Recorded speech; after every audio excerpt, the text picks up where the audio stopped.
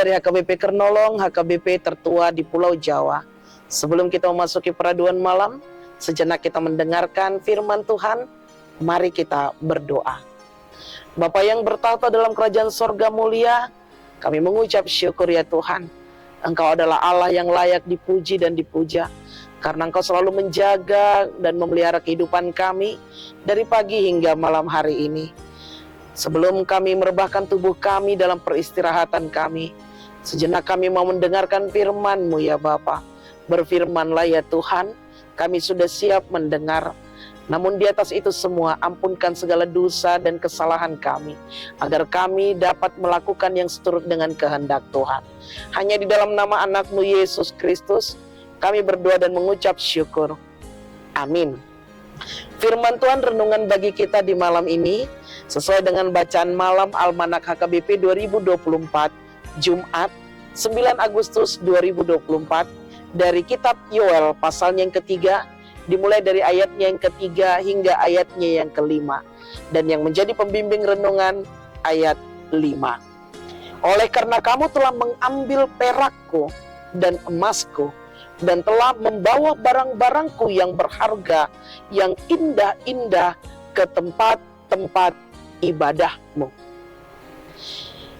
Umat kepunyaan Allah.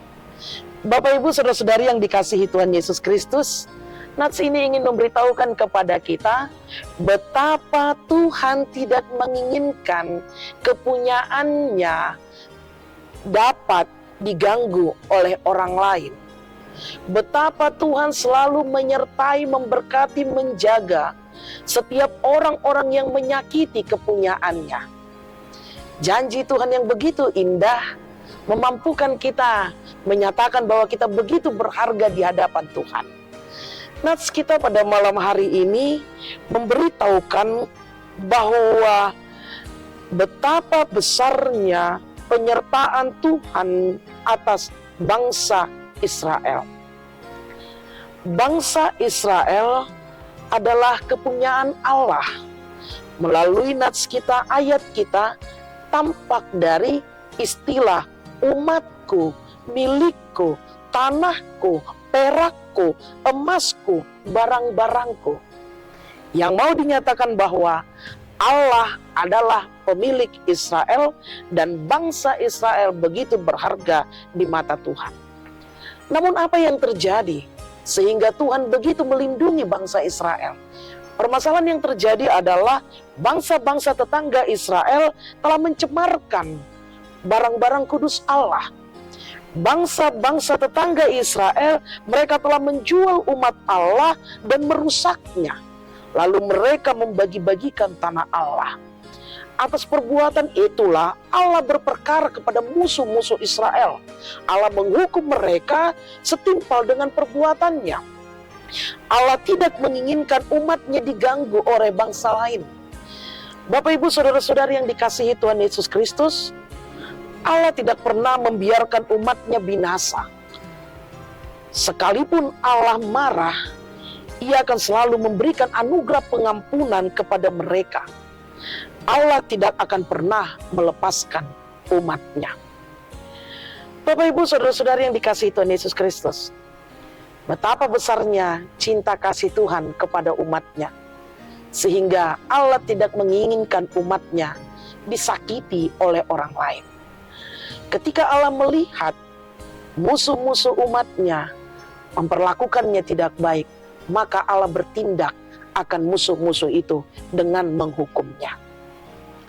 Allah akan menghukum pihak yang mengganggu kepunyaannya. Walaupun terkadang kita melihat Allah memakai bangsa lain untuk menjalankan hukuman atas Israel dengan tujuan agar bagaimana umat itu tidak menyimpang. Akan tetapi, jikalau mereka tidak menghormati Allah, maka Allah akan berbalik menghukum mereka.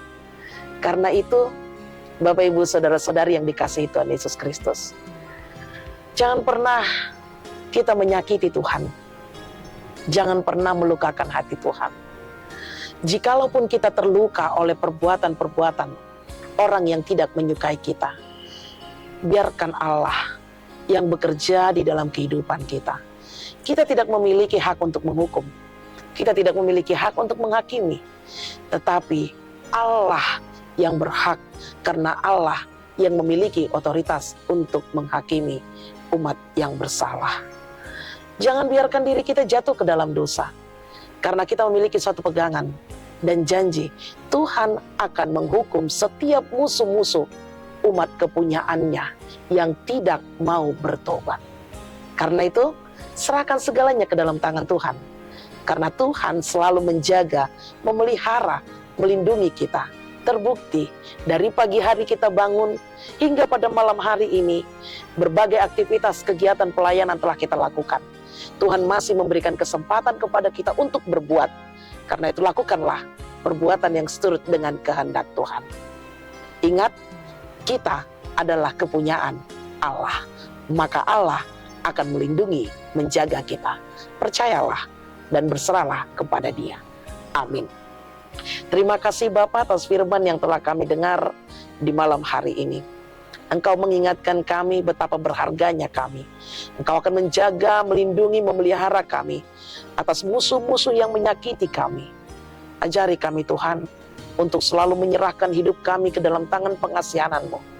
Karena Engkaulah tempat kami mengadu, tempat kami bersandar di dalam kehidupan kami. Ampunkan segala dosa kami. Berkati kami dalam perubahan kami di malam ini. Terpuji nama-Mu Bapa, hanya untuk selama-lamanya. Amin. Anugerah dari Tuhan kita Yesus Kristus, kasih setia Allah Bapa dan persekutuan Roh Kudus menyertai engkau semua. Amin.